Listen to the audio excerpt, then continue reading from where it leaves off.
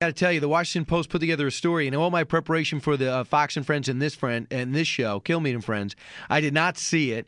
I just stumbled across it, and you like to talk about it. It is about what you did or didn't do as a kid around high school age. How would you characterize this piece?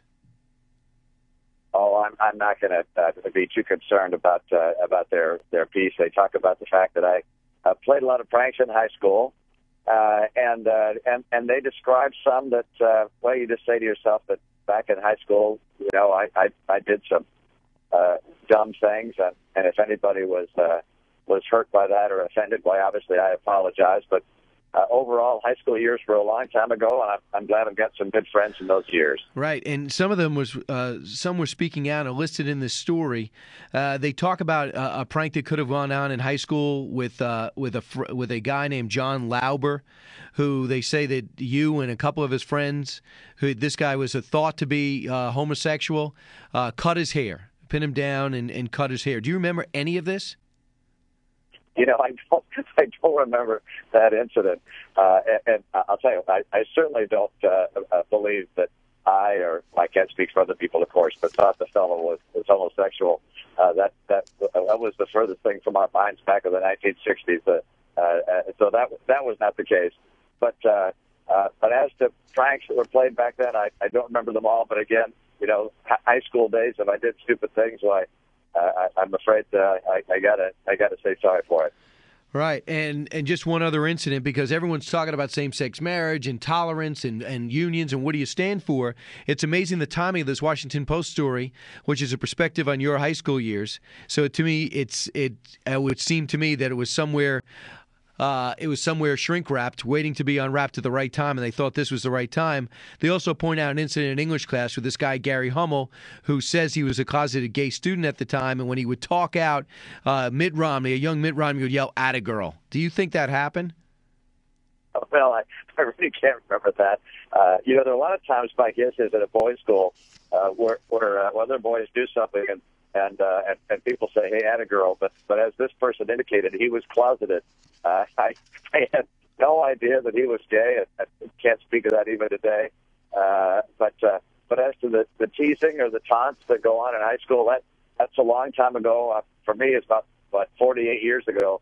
So again, if there's anything I said that was offensive to someone, I certainly am sorry about that. Very deeply sorry about that. But there was no harm intended.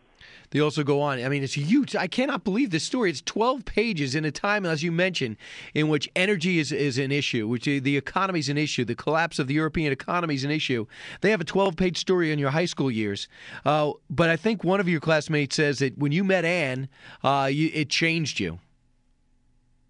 Well, there's no question, Brian, that I became a very different person as I met Ann. And then as I went off and served as a missionary for my church, there were elements in life that change you, and I'm a very different person than I was in high school, of course. But I'm glad that I learned as much as I did during those high school years. I wouldn't have had the great opportunities that have come in life. I didn't have the blessing of a good education.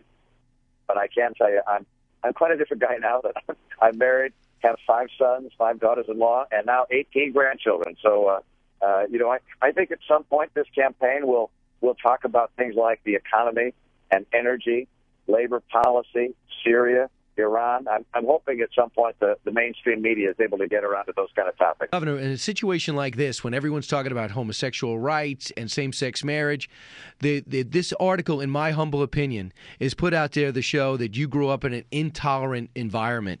Do you think that characterizes you accurately? No, of course not. The incidents that they're speaking about, in both cases, they indicated that the people involved didn't come out of the closet until years later.